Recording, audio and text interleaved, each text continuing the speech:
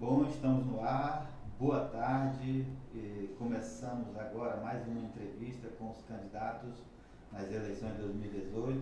Nesta tarde estamos recebendo aqui nos nossos estúdios o candidato a senador Issa Abraham, que é deputado federal. Issa é candidato pelo PDT, né? E entrou nessa disputa a partir de uma disputa interna ali no partido, não é isso? Ué. Primeiro, prazer estar aqui contigo, Valmir. Prazer estar falando para milhares de pessoas que ao longo da publicação vão assistir, né? A nossa candidatura, primeiro, nasce como uma missão, né? Uma missão partidária. Todos os movimentos internos do partido, movimento indígena, movimento da negritude, movimento de juventude, movimento de mulheres, movimento sindical, movimento Cirão da Massa, 100% de todos os movimentos organizados, da militância orgânica do partido, que constrói partido, que faz partido, compreendia, e eu também fui convencido disso depois de uma análise, que há um espaço muito grande para a gente percorrer nessa candidatura. Naquela altura a gente chegou a fazer algumas consultas com institutos de pesquisa e vimos que haveria um espaço para um nome diferente. Como os nomes à época diferentes que estavam se propondo recuaram, nós entendíamos que há um vácuo, que há um espaço e, portanto, a minha candidatura ela nasce não só de um dever partidário, né, acatando essa solicitação de todos os movimentos internos, como nasce também de um espaço onde a sociedade, a população do Amazonas, quer alguém que tenha compromisso, quer alguém que quer um nome diferente. Os nomes que estão aí são figuras repetidas, né? E as pessoas já não aguentam mais. Então a gente entende que essa eleição é a eleição que o povo vai dar o troco e que será a hora do basta para candidato ficha suja, para candidato que prometeu que ia fazer, por exemplo, uma BR-319 e não fez, né? Então, quando a gente começa a ver candidatos que prometeram e não cumpriram e que são fichas sujas, um nome ficha limpa, um nome diferente surge e esse nome foi escolhido dentro do PDT.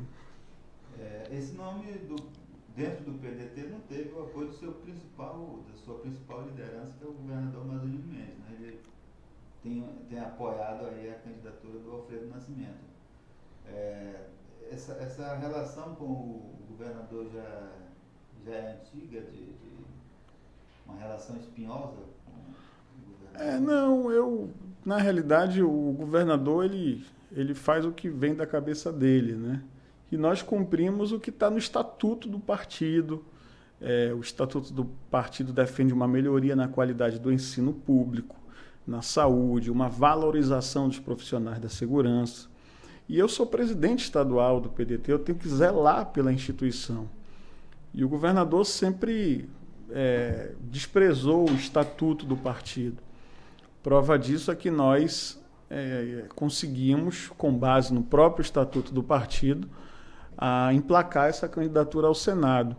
Mas eu não me sinto preterido, não, sabe, Valmir? Eu me sinto abençoado, porque na medida em que eu posso contar com apoios de pessoas honestas, de pessoas comprometidas, eu fico muito, muito alegre e muito feliz. E eu quero distância de tudo aquilo que é ultrapassado, de tudo aquilo que a gente sabe que não dá mais, que está virando folclore, entendeu? Então a gente tem que olhar para frente. É hora realmente de pensar diferente, escolher diferente, né? Pois é, as pesquisas eleitorais têm mostrado, as pesquisas de intenção de voto, né? Mostra o Issa Abraham ali no quarto ou quinto lugar nas intenções de voto. E os primeiros são exatamente os que já estão ali, um que já foi senador e os dois que estão senadores, né? Eduardo Braga, Vanessa, senadores, e o Alfredo Nascimento, que foi senador e em 2014 resolveu disputar um cargo de deputado federal em vez de disputar a reeleição, né? Não é um desafio muito grande disputar com 3 pessoas que já têm aí um eleitorado mais fiel. É sempre um desafio, mas essas mesmas pessoas já tiveram a oportunidade, né? Muitos já foram ministros de transporte, por exemplo, já ficaram 8 anos no Senado. Então, a grande pergunta não é porque eu quero ser senador, né? E sim porque os outros querem voltar, né? Porque eles querem ficar 8 anos, depois mais 8 anos, 16 anos, né? Então, essa é a grande pergunta que a gente precisa fazer. E o povo vai ter a liberdade de escolher, de avaliar aqueles que fizeram alguma coisa e aqueles que não fizeram e tiveram a chance de fazer. Na condição de deputado federal, a gente fica muito limitado. Eu fiz o que foi possível no momento em que nós tivemos o impeachment da Dilma, o impeachment do Eduardo Cunha, a denúncia contra o Temer, depois outra denúncia contra o Temer, depois a prisão do Lula, depois uma série de operações da Lava Jato. Então, a pauta nesses últimos 3 anos e meio foi totalmente congestionada pela corrupção, né? E teve o lado bom, porque o país passa por um processo de limpeza, né, de higienização, e teve o lado ruim, porque os outros temas de relevância também, como a educação, a segurança, acabam ficando de lado. E eu posso ganhar a eleição e posso perder. A gente está preparado para tudo. Quando a gente entra numa disputa, a gente entra sabendo que a gente pode ganhar e pode perder. Mas eu tenho a impressão, Valmir, que há um exército silencioso no Amazonas que não aguenta mais os políticos tradicionais. E prova disso é a eleição do Zé Ricardo, ano passado, na eleição atípica, suplementar, em 2017, onde ele ficou em 2º colocado em Manaus, e nenhuma pesquisa dizia que ele estava bem. Prova disso é que a gente tem alguns nomes novos para o governo, despontando como candidatos ao governo nesse ano, que estão bem posicionados. E eu tenho a impressão de que o povo, ele sabe quem é quem já. Ele já sabe quem são os personagens da política e ele, francamente, podem colocar marketing, colocar propaganda, mas o político ele não vai mais, nessa eleição, se oferecer para o povo. É o povo que vai dizer, não, esse não, esse não, esse não, esse sim. Então eu começo a compreender que, diante desse cenário de descrédito que a própria classe política gerou, né, e eu acabo pagando, sim, esse preço pelo erro dos outros, nós podemos surpreender. E da mesma forma que você colocou que tem pesquisa que eu estou em 4º, 5º, nós temos pesquisa em que eu estou em 2º. Em Manaus, qualquer pesquisa que você fizer, eu estou em 2º, para o Senado. E, no geral, eu estou ali no empate técnico, eu e um outro candidato. Então, a gente entende que... E nem começou o programa eleitoral. O programa eleitoral, na TV e na rádio, começa hoje, né? Começou hoje, sexta-feira. Então, significa dizer que, na medida em que as pessoas forem vendo as nossas ideias, as nossas propostas, e sabendo que eu sou candidato ao Senado, até porque muitos ainda não sabem, a tendência é que a gente ganhe a eleição de forma surpreendente, e os outros que acham que já estão com o rei na barriga, que acham que já ganharam, que o dinheiro pode comprar tudo, podem cair do telhado. Nessa campanha, certamente você vai aparecer ali na propaganda do governador como o candidato ao Senado, ou não? Como é que... Eu tenho, pela lei eleitoral, cada coligação pode lançar até 2 candidatos ao Senado. E a nossa coligação, ela tem 2 candidatos ao Senado. O que não significa dizer que nós estamos juntos. Até acho que é a única coligação que tem 2, né? Aliás, a coligação, sim, o PSOL é que tem... é verdade. Lançou 2, as outras coligações só tem 1. Só lançaram 1, é verdade. A coligação do Omar só tem 1 candidato, o Eduardo está sozinho, a Vanessa agora está numa coligação também sozinha, né? E o Davi acabou ficando sem candidato ao Senado, porque o Chico virou candidato a vice. Eu soube recentemente, eu não sei se você sabe, que parece-me que o Davi já tem um candidato ao Senado, nos bastidores aí já houve uma negociação, né? Isso aí para te pesquisar depois. Verdade, a gente vai atrás dessa informação. Mas em 2017 eu vi um Issa Abraão animadíssimo ali com a candidatura do Amazonino para governador, e hoje eu vejo o Issa parece com um semblante de desânimo em relação a essa candidatura à reeleição do governador amazonino. É isso mesmo? Eu estou certo? Olha, não é o Issa, né, mas a instituição PDT. 90% da instituição PDT do Amazonas rejeita o amazonino. O amazonino é rejeitado, ele não consegue nem entrar no PDT. Hoje já não entrava antes, né, agora é que não consegue mesmo, pela rejeição que ele provocou. E por que ele provocou essa rejeição? Porque ele não cumpriu o estatuto, porque ele não resolveu o problema da segurança, porque ele não arrumou a casa, né? E naquela altura, como foi uma eleição suplementar, foi uma eleição atípica, nós entendíamos que era necessário uma pessoa com experiência para arrumar a casa, para ajeitar. E no fundo, nós, né, o tanto quanto mais de 70% da população do Amazonas se sente enganada, se sente iludida, e se ele tivesse feito bem ao povo do Amazonas, com certeza estaria sendo bem visto pelo PDT, na medida em que ele não respeita a memória do Brizola, a memória do antropólogo Darcy Ribeiro, a memória daqueles que construíram o trabalhismo no Brasil e no Amazonas. Ele acaba tendo e passando por toda essa rejeição. E a vida é assim, né? A vida é assim. Para você ter uma ideia, hoje a chapa do Amazonino está sendo desfeita nos bastidores, né? A gente percebe que muitos candidatos que ele contava estão procurando outros apoios, né? Muita gente está percebendo que foi ludibriada, que foi enganada.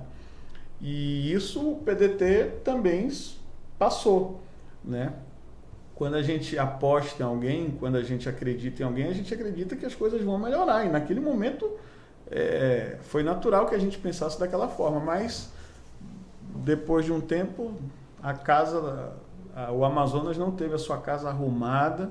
Muito pelo contrário, mais de 300 licitações, 300 dispensas de licitação, aumento do número de homicídios, problema para aumentar a database dos professores, problema para resolver a questão da segurança. Então, o que foi feito?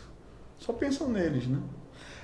Significa que você não está na campanha do Amazonino? Eu estou na campanha do PDT. Eu estou para eleger os candidatos do PDT. O Amazonino é do PDT, né? Pois é, mas eu prezo pela instituição, né? Não pela pessoa, e sim a instituição. Não, é isso que eu estou querendo entender. Você vai pedir voto para o Amazonino ou vai apoiar outro candidato a governador? Não, eu vou pedir voto para os candidatos do PDT e vou apoiar a legenda PDT. É diferente de apoiar qualquer pessoa. Uhum. Isso significa como é que você vai fazer a sua campanha de rua, na capital, no interior, sozinho? Com o povo, né? Sozinho. Não, eu digo sozinho porque geralmente você tendo uma coligação, nas viagens pelo interior, vai o candidato a governador, vai os 2 candidatos a Senado, vai os candidatos a deputado estadual, federal, na caravana, né? Eu tenho muitos candidatos a deputado estadual da nossa coligação que estão me apoiando. Só que eles não podem, em algum momento, externar isso por causa da perseguição política que está sendo feita a eles, né? Uhum. Mas eu prefiro não estar perto de quem eu considero ultrapassado, né? Então deixa o Alfredo Amazonino encangado andando por aí, já está ficando até feio isso, né? Porque a gente não sabe quem é babá e quem é bebê, quem está empurrando o carrinho de quem, né? E os dois estão, infelizmente ou felizmente, sendo mal vistos pela população. Isso é muito ruim, né? Muito ruim. No Congresso Nacional, você votou pelo impeachment da presidente Dilma e ajudou a colocar o Temer no poder, né? Você acha que fez a coisa certa? Eu acredito que eu e 90% dos brasileiros que tiramos à época alguém que cometeu crime de responsabilidade fiscal, depois tivemos a chance de tirar o Temer também. Tanto é que eu votei para que o Temer fosse investigado e pudesse ter sido impeachmentado também. Então eu quero dizer que eu sou contra aquilo que é errado. E quem escolheu o Temer não fui eu. Quem escolheu o Temer foi o PT. O próprio PT se arrepende de ter escolhido o Temer, foi vítima do Temer, o tanto quanto 90% da população, o tanto quanto eu. E esse mesmo Temer nós podíamos ter tirado. E eu votei para que ele saísse, eu votei para tirar o Temer. E tem candidato ao Senado que votou para arquivar o processo contra o Temer. Uhum. E na medida em que acontece isso, que você tem a oportunidade de limpar o Brasil e só limpa só coloca a sujeira para debaixo do tapete e não limpa direito, acontece o que está acontecendo hoje. Mas eu tenho muita consciência de que o que nós fizemos foi o correto. Votei contra a reforma trabalhista, votei para que o Temer fosse investigado, votei contra a PEC da morte e tem candidato ao Senado dando uma de bacana, dizendo que vai melhorar a saúde e a educação se votou a favor da PEC da morte, dizendo que vai gerar emprego se votou a favor da reforma trabalhista. Então não dá. Essa eleição é a eleição que você pode separar aqueles que estão falando a verdade e aqueles que estão mentindo. Você falou que o governador não seguiu as regras do partido e nem segue a orientação do partido, né? Em 2016, na votação do impeachment, o PDT orientou seus deputados a votar contra o impeachment, né? E você se rebelou e votou a favor. Verdade. Tanto é que eu passei por um processo de expulsão. Exatamente. E o partido me perdoou. Por que me perdoou? Porque eu estava só há 30 dias no PDT, né? Então o partido entendeu, mas ele está chegando agora, ele ainda está conhecendo como é que funcionam os trâmites aqui dentro do PDT. E o PDT foi me ensinando, eu fui me aprimorando, eu fui aprendendo, eu fui lendo sobre o partido. E hoje eu reconheço que o PDT tinha toda a razão. Essa é a grande verdade, né? Só que eu passei antes de 16 anos no outro partido que pensava de uma outra forma e eu já tinha declarado a minha posição. Uhum. Então eu tinha que manter a minha linha de coerência. E por isso, já que eu passei por todo esse processo, por toda essa avaliação na comissão de ética em relação ao estatuto, por isso aqui no Amazonas eu zelo também por isso. Por isso eu acredito que aqueles aqui no Amazonas devem cumprir o estatuto. Quando você disse que o PT foi vítima do Temer, e agora quando você diz que reconhece que o PDT estava certo e não o PPS, né, que era o seu antigo partido, você corrobora com essa afirmação do PT e dos partidos de esquerda de que houve um golpe ali na... Olha, a palavra golpe é muito forte, até porque houve toda uma votação, né? Não foi como 64, né? Onde tomaram o poder, os militares tomaram o poder sem o direito do voto. Então houve toda uma votação.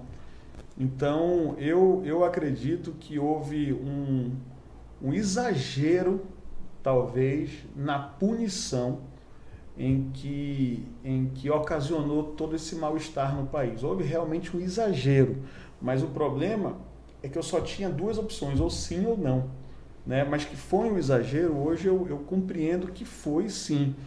Mas mais do que esse exagero, é que nós tivemos a chance, 6 meses depois, de tirar também o Temer. E eu disse, não, se houve exagero contra a Dilma, vamos tirar o Temer da presidência. Votei para que ele fosse investigado e pudesse ser impeachmentado. Você que estava lá dentro e certamente viu os bastidores disso. Por que o Temer foi poupado? Pois é, aí realmente você tem que perguntar para os políticos que votaram a favor da permanência dele. Mas eu acredito que ele foi poupado pelo fisiologismo interno, né? Ele acabou acomodando interesses de parlamentares nos ministérios, nas autarquias federais e isso fez com que tudo aquilo que alguém pensasse dele de um jeito, o cargo, a influência no governo federal pudesse ser mudado. Eu mantive a minha linha de coerência, é importante que se diga. A gente vota contra o que está errado. Se está certo, mantém, mas se está errado, a gente tem que votar contra. Como é que você está avaliando a eleição presidencial? Que tipo de candidato, o candidato ideal para você é o do PDT, é o Ciro Gomes? O Ciro, ele tem preparo, ele tem experiência, ele tem muito conhecimento e por todas essas qualidades, ele tem condições de ser presidente do Brasil.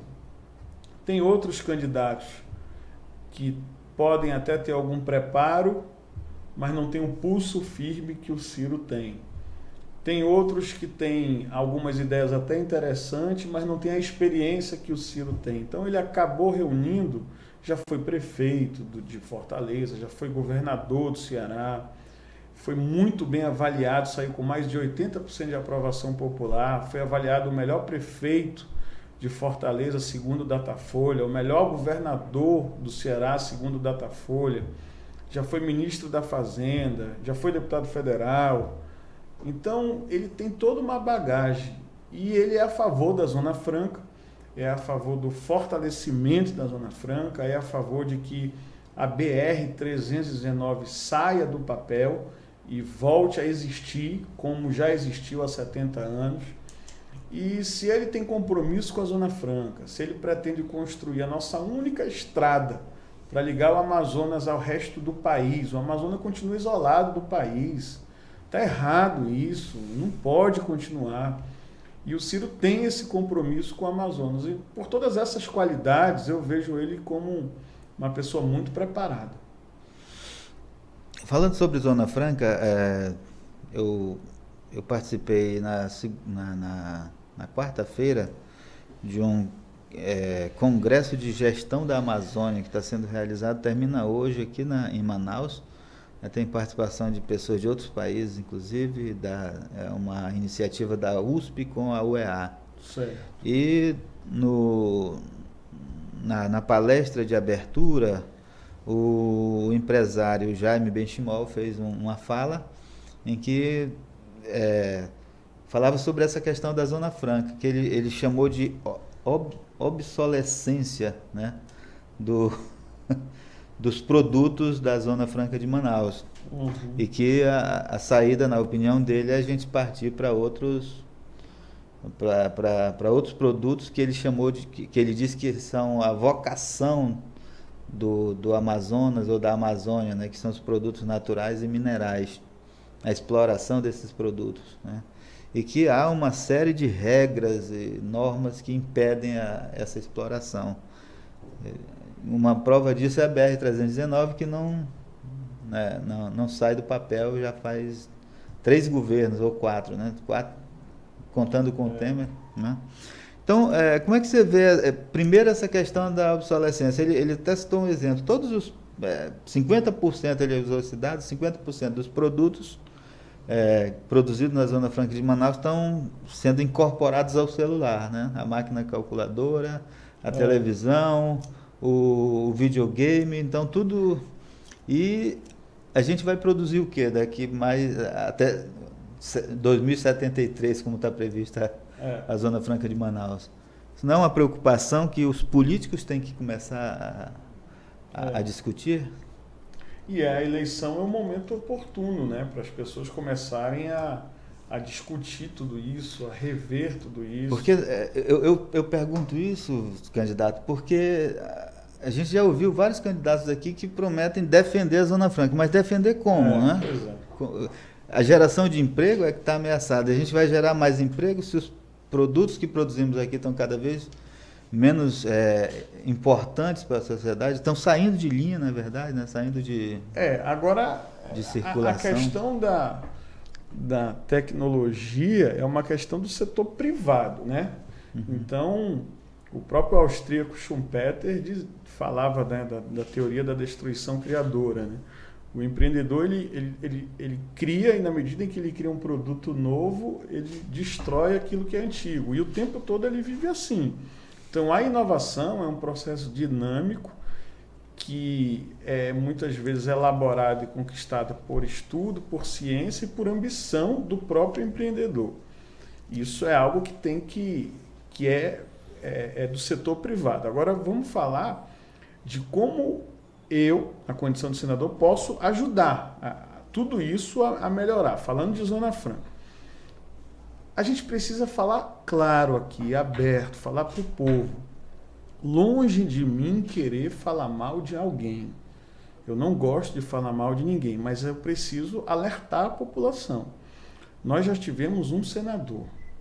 Esse senador foi ministro dos transportes. Quando ele foi ministro do transporte, Valmir, todas as estradas e saídas do Rio Grande do Norte foram asfaltadas. Os terrenos próximos a essas estradas foram valorizados.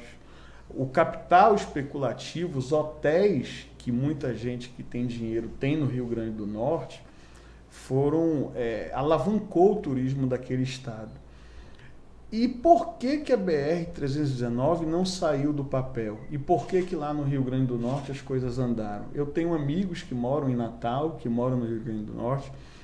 É estranho, é suspeito, é grave. Isso é um fato. Isso é um fato. Ministro do Transporte tem muito poder, tem condições sim de furar uma estrada, de asfaltar. Ah, mas existe a questão ambiental? Existe, mas a estrada existe há 70 anos. E fora que você consegue resolver a questão ambiental com educação, né? Está provado que quando uma estrada é aberta, 20 km para um lado, 20 km para o outro, a tendência é ser desmatado. E a preocupação com o meio ambiente ela deve ser pertinente e a gente consegue resolver isso com muita educação, até porque a população que mora ao longo da estrada, ela se sente desprestigiada, ela se sente excluída. Isso é um fato. Vocês imaginem, se o nosso mercado... Aí por que eu falei de BR-319? Porque o nosso maior mercado consumidor do celular, do eletroeletrônico, de duas rodas, é o sudeste do país. Quando eu consigo levar isso por estrada, eu posso diminuir o custo desse escoamento. E o produto que eu vendo de um preço pode diminuir, porque eu vou passar a ter estrada. Vou passar a ter mais volume para poder escoar esses produtos. E ainda vou poder aquecer a economia local. Isso é um ponto. Claro que não é só isso. É BR-319, é energia elétrica, é proteger os nossos rios, é internet, é tudo isso. Agora, o que eu posso fazer na condição de senador? Aí eu tenho que explicar o seguinte. De 1958 até 1988, quando foi promulgada a nossa última Constituição, o Brasil crescia uma média de 6% do PIB nesses 30 anos. E naquela época a indústria de transformação contribuía com o PIB em 33%. Da Constituição de 88 até 2018, portanto, da Constituição para cá, nós estamos crescendo em média 2% ao ano e a indústria de transformação só está contribuindo com o PIB em 11%. E tudo isso que está acontecendo na macroeconomia vem interferir no modelo Zona Franca de Manaus. Nos últimos 3 anos, foram fechados no Brasil 13 mil indústrias. Nos últimos 3 anos, foram fechados no Brasil 75 mil lojas e prestadoras de serviço. Nos últimos 3 anos no Brasil, o número de desempregados aumentou e nós já somamos 13 milhões e meio de desempregados. No ano passado, 28% dos jovens de 18 a 24 anos ficaram sem trabalhar e sem estudar. Então, a macropolítica faz com que nós estejamos vivendo um drama. O povo brasileiro está vivendo um drama, e tudo isso que está acontecendo nacionalmente com o nosso PIB, com a nossa macropolítica, vem interferir no Amazonas, em Manaus e na Zona Franca. E onde que está interferindo? Aí vamos lá. De dezembro a maio desse ano, o distrito demitiu 42 mil pessoas. O meu primeiro suplente é o Afrânio Barão, que hoje é o presidente do Sindicato dos Metalúrgicos do Amazonas, né? Com a saída do Valdemir para ser candidato, ele assumiu. E é uma pessoa muito identificada com o trabalhador. Então, nós estamos realmente defendendo o direito do trabalhador. Prova disso é que o chão de fábrica, as indústrias, o trabalhador das indústrias, tem no Barão, no Afrânio Barão, um grande líder, e eu tenho a honra de tê-lo como meu primeiro suplente. Então, foram 42 mil pessoas que foram para a rua nesses anos. Na Zona Leste de Manaus, 40% da população está vivendo de bico. E na Zona Norte de Manaus, 38,3% da população está vivendo de bico.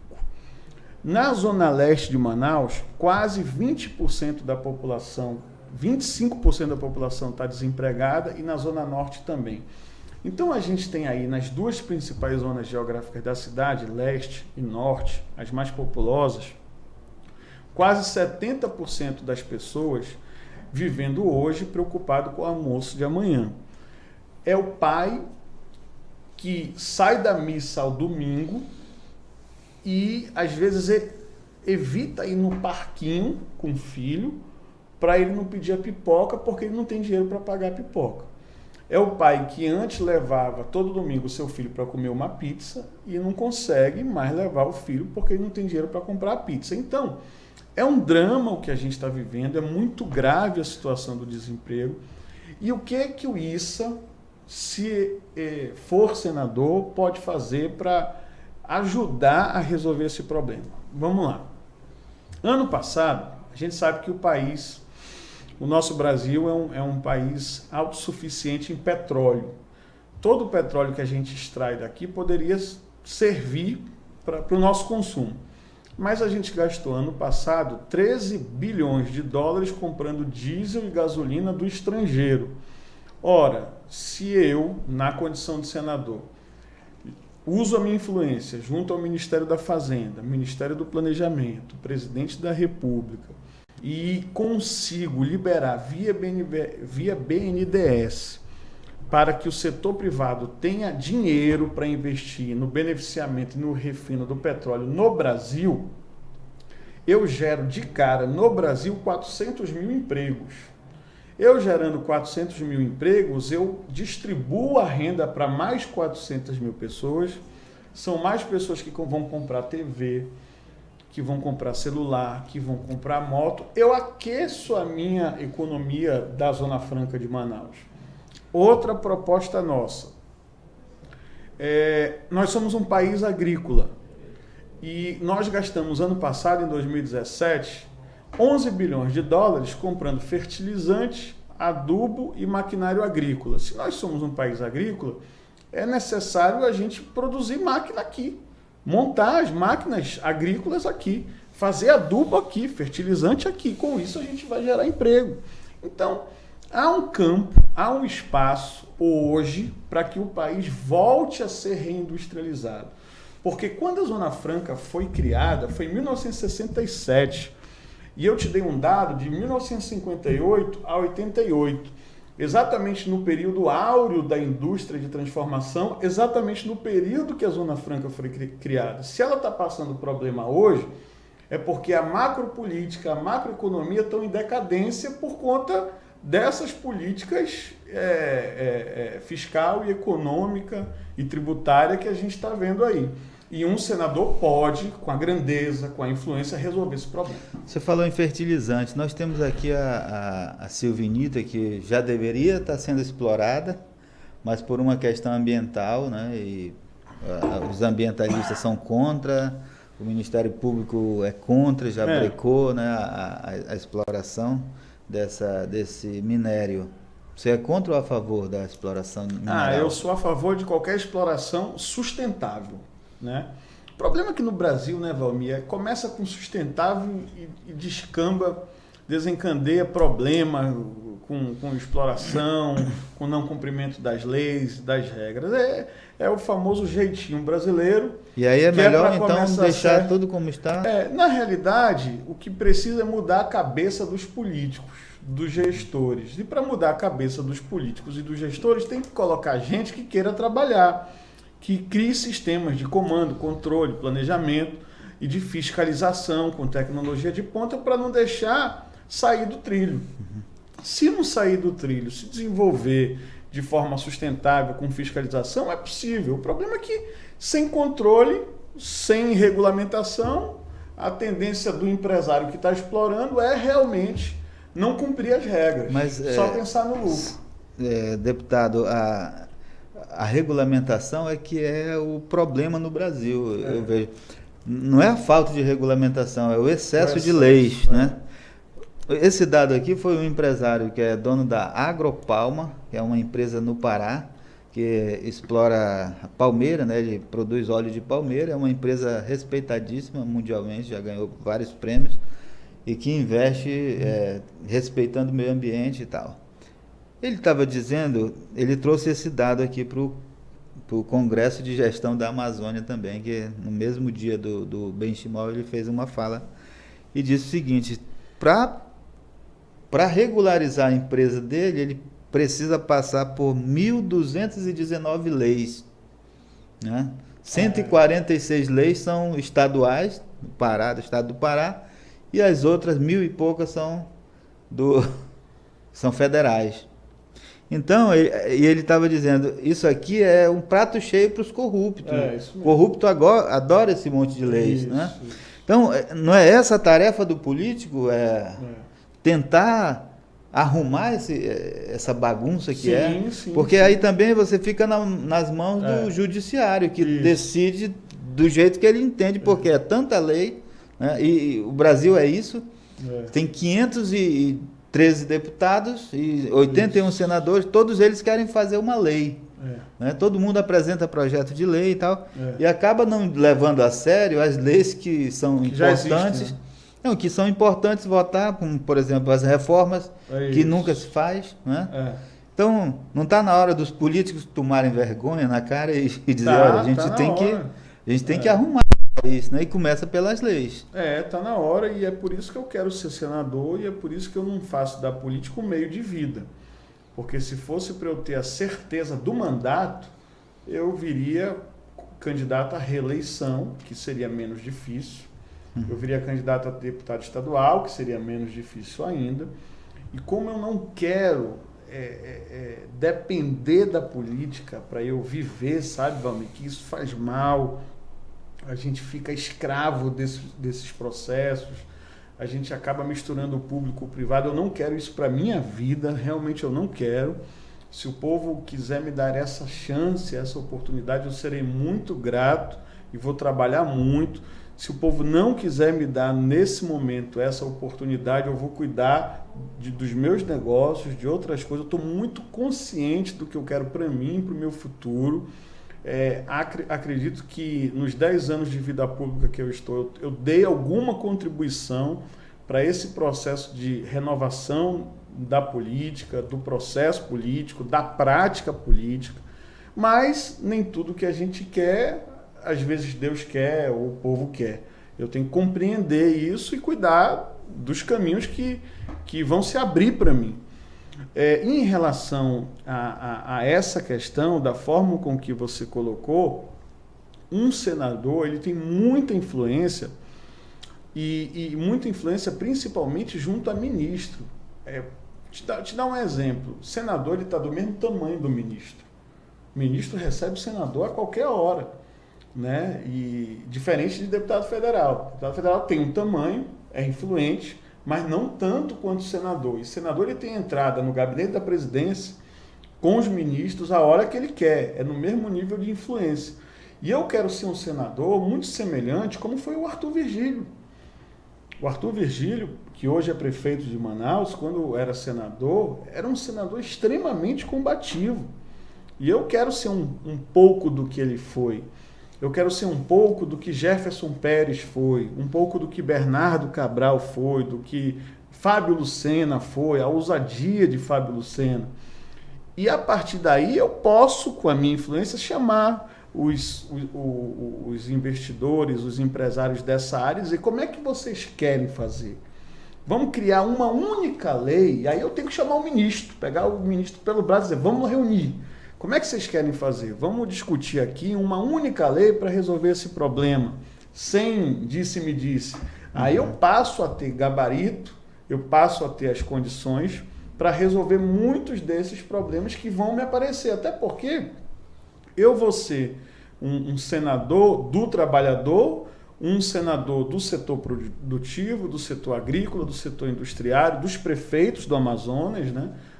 Um senador que vai ajudar o governo do estado do Amazonas. Então, dessa forma, e já está provado, viu, que a maioria, que os senadores mais jovens, os senadores mais novos são os que se dedicam mais, estudam mais os grandes temas, articulam mais, e é só você olhar o desempenho.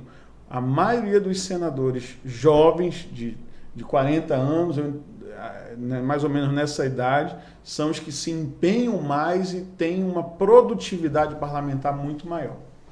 Ok. Isso no nosso tempo já estourou aqui. Passamos de 40 minutos de conversa. É verdade.